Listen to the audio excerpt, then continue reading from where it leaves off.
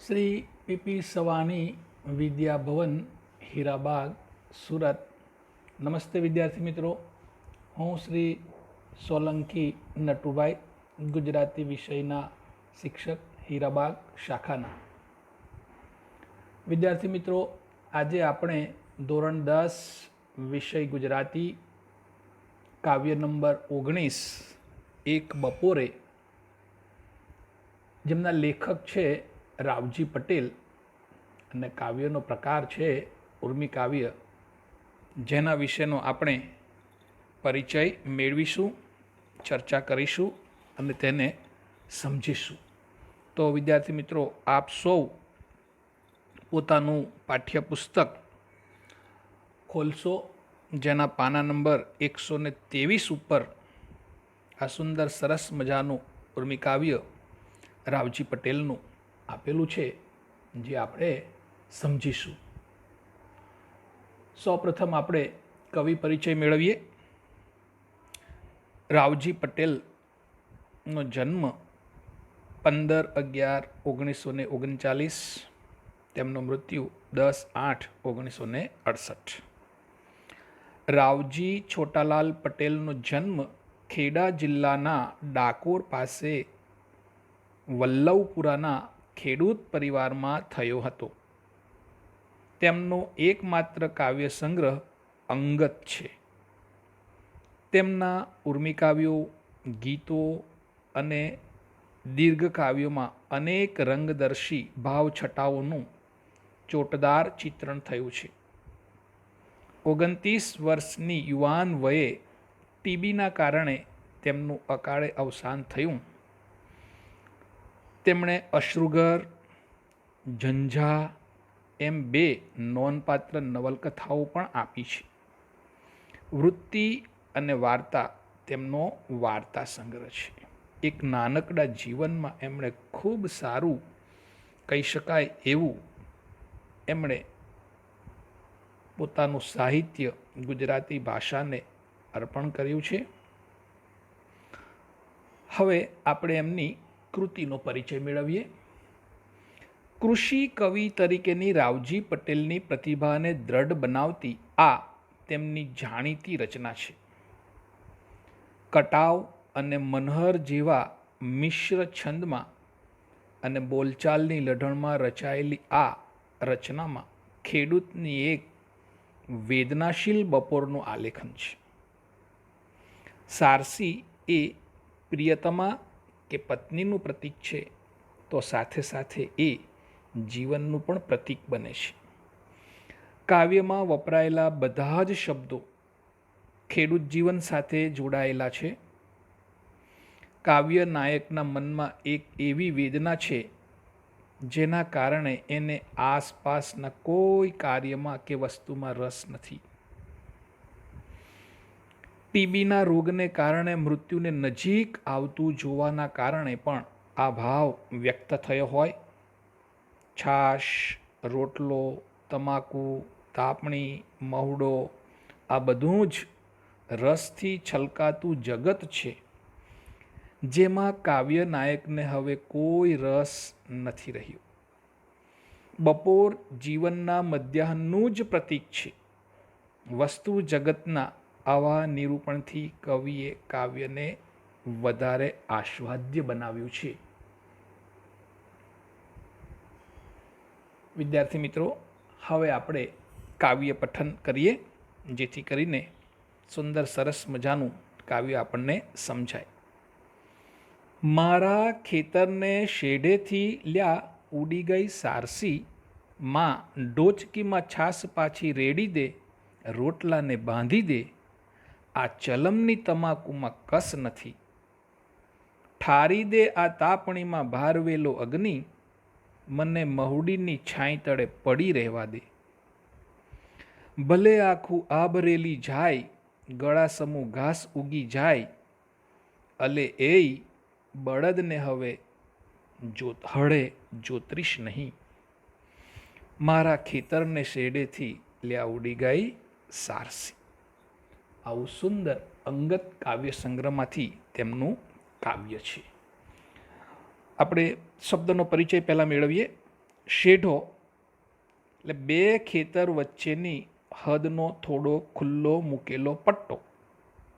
લ્યા એલા અથવા અલ્યા એક તુકારા ભર્યું પુરુષવાચક સંબોધન જેને કહેવાય.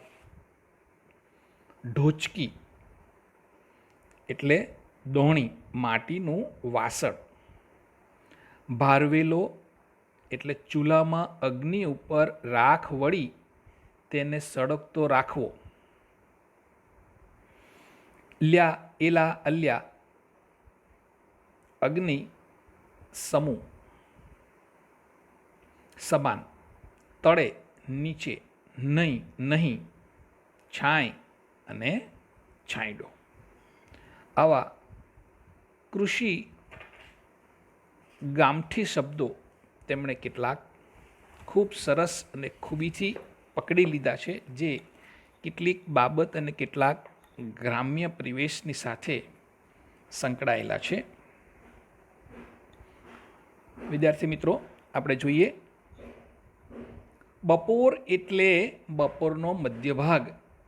અહીં જીવનનો પણ આ મધ્ય ભાગ છે. બાળવસ્થા, યુવાવસ્થા અને વૃદ્ધાવસ્થા. મધ્ય ભાગ જિંદગીનો. સોળે કળાએ જિંદગીને ખીલેલી જોવી, માણવી એ એક માણસનું સપનું હોય છે. એવું આ એક બપોર કાવ્યમાં કાવ્યનાયક તેમના જીવનના મધ્ય ભાગમાં જ એટલે કે જુવાનીમાં ટીબી જેવા સમય, એ સમય અસાધ્ય ગણાતા રોગના ભોગ બન્યા. તેમને જીવનમાંથી રસ ઉડી ગયો. અહીં કાવ્યનાયકે માત્ર ખેડૂતને વેદનાને વાચા નથી આપી, વાસ્તવમાં તેમની વેદનાને જ ઉજાગર કરી છે. શેઢો, ઢોચકી, છાસ, ચલમની, તમાકુ, તાપણું, બળદ, હળ, હવે સાધનો, આ ખેતર જીવન સાથે સંકળાયેલું છે. ખેડૂતનું એ જીવન છે. કાવ્યનાયક આ શબ્દોને પ્રતીક બનાવી પોતાના જીવનમાં હવે કોઈ રસ કસ નથી રહ્યો એ ભાવ વ્યક્ત કરે છે. મતલબ કે જીવનમાં એમને હવે કોઈ પણ પ્રકારનો આનંદ જે જોઈએ છે એ આનંદ નથી. કાવ્યમાં સારસીનો ઉલ્લેખ પણ પ્રિયતમા કે પત્નીનું જ પ્રતીક બની રહે છે. કાવ્યની તળપદી ભાષા વેદનાને વધુ સ્પર્શે છે. મારા ખેતરને શેડેથી અલિયા ઉડી ગઈ સારસી, માં ડોચકીમાં છાસ પાછી રેડી દે. આ રોટલાને બાંધી દે. પોતાની માતાને કહે છે કે હવે આ ડોચકીમાં તું છાસ રેડી દે. આવું સુંદર સરસ મજાનું રસથી છલકાતું જીવન જે છે, ખોરાક જે છે, એમાં મને રસ રહ્યો નથી. રોટલાને બાંધી દે, મને ભૂખ નથી. આ ચલમની તમાકુમાં કસ નથી રહ્યો. આ તાપણીના અગ્નિ ઉપર રાખ વળીને એને ઠારી દે અને મને આ મહુડીની છાંય તળે પડી રહેવા દે. એટલે કે જીવનની એવી પ્રકારની જે મુશ્કેલી છે, મુશ્કેલીમાં પોતાની નીરસતા, હૃદયને એ દુઃખ કોરી ખાય છે કે હવે હું શું કરું. જે જીવનનો આનંદ માણવાનો છે એ ભર યુવાનીમાં તો મને દુઃખ મળ્યું છે. એ દુઃખની સાથે હું જીવન કેવી રીતે જીવીશ, પોતાની જીવન સંગીની સાથે જીવનને કેવી રીતે માણશે, આ બધી જ બાબતથી પોતે દુઃખી અને વ્યથિત છે. એટલે પોતાને કહે છે, મને મહુડીની છાંય તળે પડી રહેવા દો, મને શાંતિથી અહીંયા સૂઈ રહેવા દો. ભલે આખું આકાશ રેલાઈ આવે, ભલે ગળા સમૂહ ઘાસ ઉગી જાય, પણ મને તમે ઉઠાડશો નહીં. અને દૂર ઊભેલા કોઈ ભાઈબંધ અથવા તો માતાને કહે છે કે એ હવે આ બળદને પણ નિરાંત લેવા દે, એને હળ સાથે જોતરીશ નહીં, એને નિરાંતે ત્યાં ઊભા રહેવા દે. મારા ખેતરને શેડેથી ઉડી ગઈ લ્યા સારસી. પોતાના જીવનમાંથી સારસી રૂપી પ્રિયતમા જિંદગી રૂઠી ગઈ છે, દુઃખ મળ્યું છે, જેથી હવે એમને હવે મૃત્યુ નજીક આવી ગયું છે એનો અહેસાસ થતાં તેમણે આ કાવ્યમાં પોતાની વ્યથા, લાગણી, દુઃખ, પોતાના અલગ મિજાજથી પોતે મૂક્યું છે અને એ જ કવિની અહીં ખરેખર જિંદાદિલી વર્તાય છે.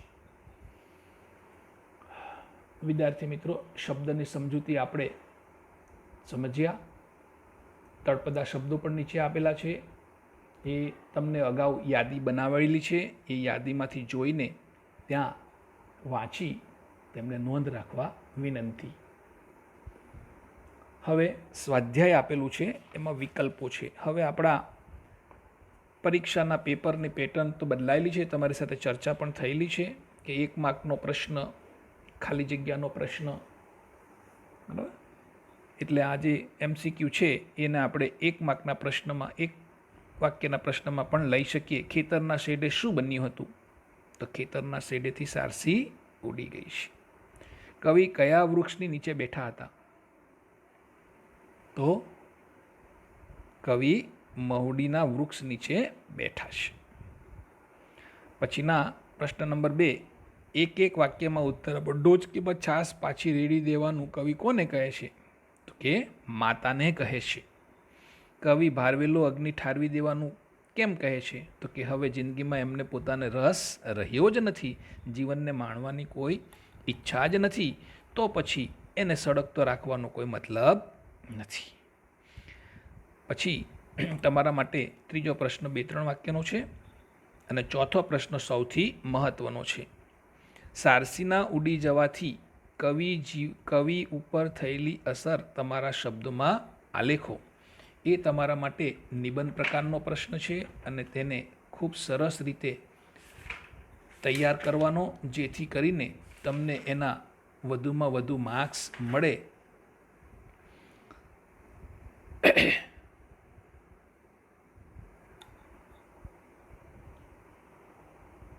ત્યારબાદ નીચે ટૂંકનોંધ સ્વરૂપનો પ્રશ્ન છે નંબર 2. ગ્રામ જીવનમાં ખેતરવાડીનું બપોર વેળાનું ચિત્રાત્મક વર્ણન કરો. જેમ કે આપણે ઉનાળાની બપોર નિબંધ લખીએ છીએ તે રીતે અહીંયા ગામડાનું અને ગામડાનું ચિત્ર એક બપોરના રૂપમાં સુંદર મજાનું કલ્પેલું છે. તમે સૌ વેકેશનમાં, દિવાળીમાં કે ઉનાળામાં જતા હોવ ગામડે, તો ત્યાં માંડેલી આવી એક મધુર બપોરનું સવારનું દ્રશ્ય તમને યાદ રહે તે રીતે કાવ્યને આધારે નોંધ તૈયાર કરશો, તમને પણ વાંચવાની, લખવાની મજા આવશે. હવે વિદ્યાર્થી મિત્રો, વિશેષ સ્વાધ્યાય જોઈએ. નીચેના પ્રશ્નોના એક વાક્યમાં ઉત્તર લખો, જવાબ લખો. ખેતરના શેડે શું બન્યું હતું? પ્રશ્ન 2, કવિ કયા વૃક્ષની નીચે બેઠા હતા? કવિ અંતમાં શું કરવાની ના પાડે છે? આ તમારે કાવ્યની ચર્ચા થઈ અને તમારી પાસે જે સાહિત્ય છે તેમાંથી ધ્યાનથી વાંચી આનો ઉત્તર મેળવવા વિનંતી. નોટબુકમાં લખવું. આમ તો આપણે ચર્ચા તો કરેલી જ છે, છતાં તમારે એનો અભ્યાસ કરી વધુ અભ્યાસ કરવા વિનંતી. નીચેની ખાલી જગ્યા પૂરો. જે નવી પેટર્ન પ્રમાણે ચલમની તમાકુમાં ખાલી જગ્યા નથી, તો કે કસ. 2, ડોચકીમાં ખાલી જગ્યા છે, ડોચકીમાં છાશ છે.